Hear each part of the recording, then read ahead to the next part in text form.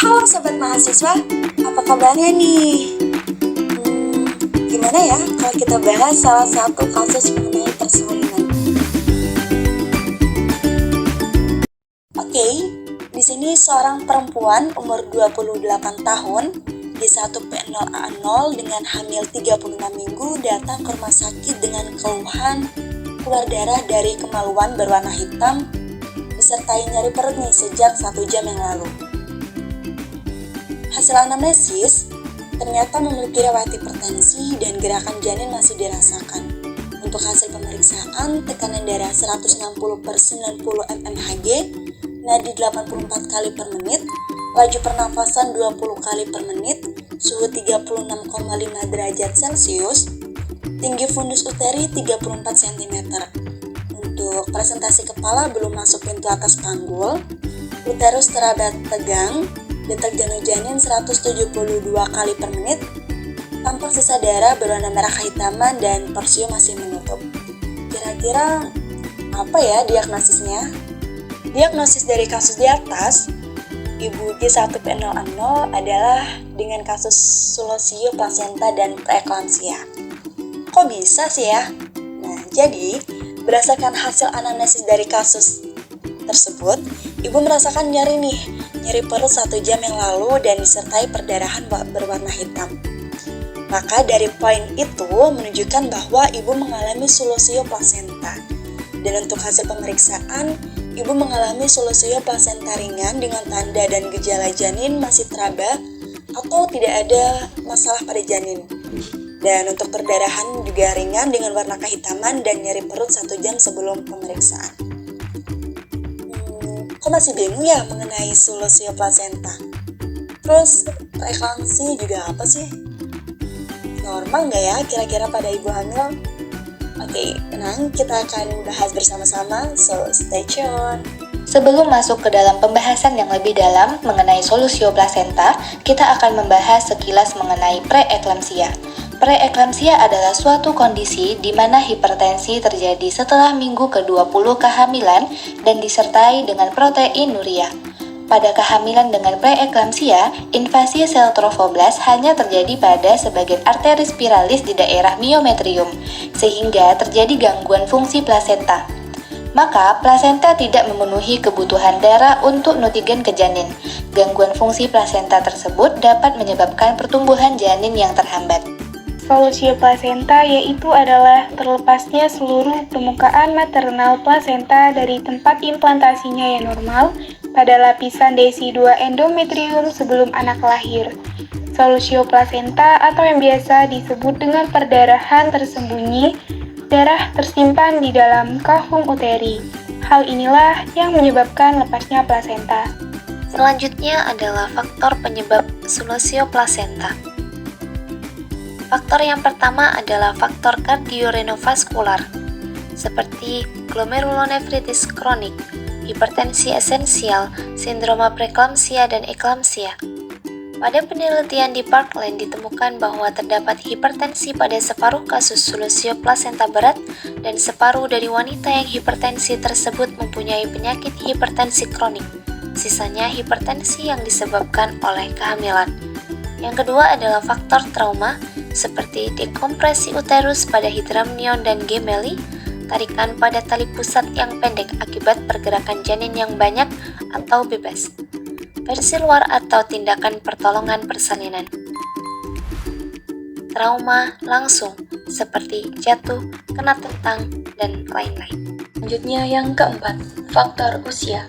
Makin tua usia ibu, makin tinggi frekuensi hipertensi menahun. Yang kelima, leomeuma uteri. Leomeuma uteri dapat menyebabkan sulosio plasenta apabila plasenta berimplantasi di atas bagian yang mengandung leomeuma. Yang terakhir yaitu riwayat sulosio plasenta sebelumnya, bahwa resiko berulangnya kejadian ini pada kehamilan berikutnya jauh lebih tinggi dibandingkan dengan ibu hamil yang tidak memiliki riwayat sulosio plasenta.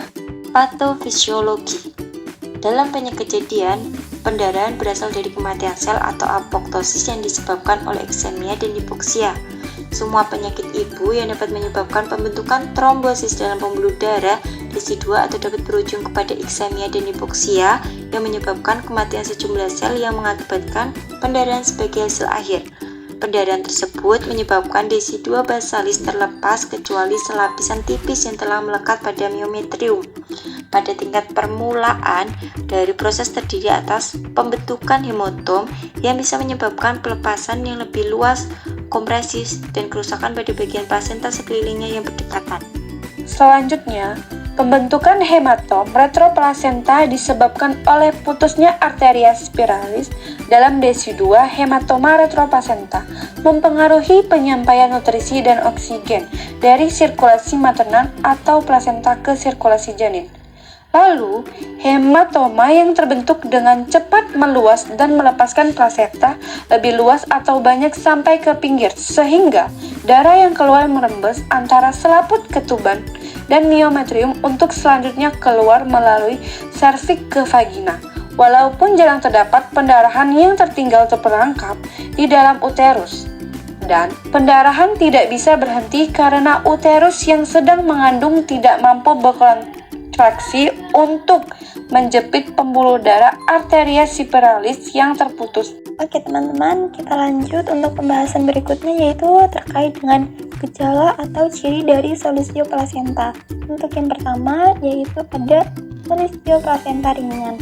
Nah, pada solusio plasenta ringan, jika nantinya akan terjadi perdarahan pervaginam, warna darahnya itu akan sedikit hitaman dan mungkin akan terasa sedikit sakit ya teman-teman.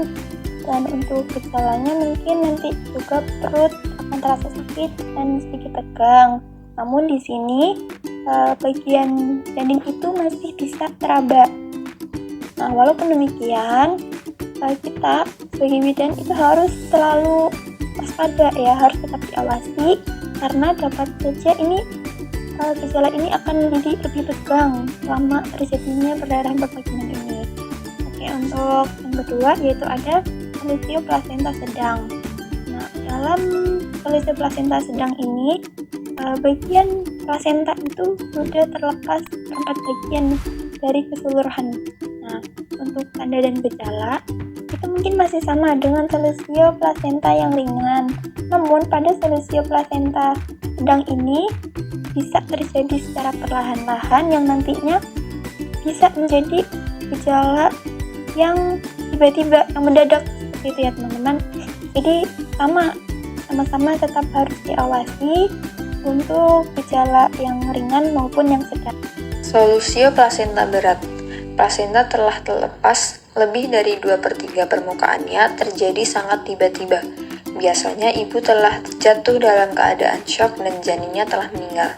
Uterus sangat tegang seperti papan dan sangat nyeri. Perdarahan pervaginam tampak tidak sesuai dengan keadaan syok ibu. Terkadang perdarahan pervaginam mungkin saja belum sempat terjadi. Pada keadaan-keadaan di atas, besar kemungkinan telah terjadi kelainan pada pembukuan darah dan kelainan atau gangguan fungsi ginjal. Pelaksanaan solusio plasenta.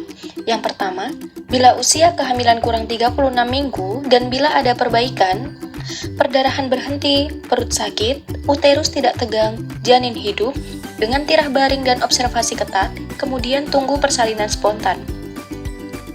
Bila ada perburukan, perdarahan berlangsung terus, gejala plasenta makin lama makin jelas, pada pemantauan dengan USG daerah solusio plasenta bertambah luas, maka kehamilan harus segera diakhiri. Bila janin hidup, lakukan seksio sesarea.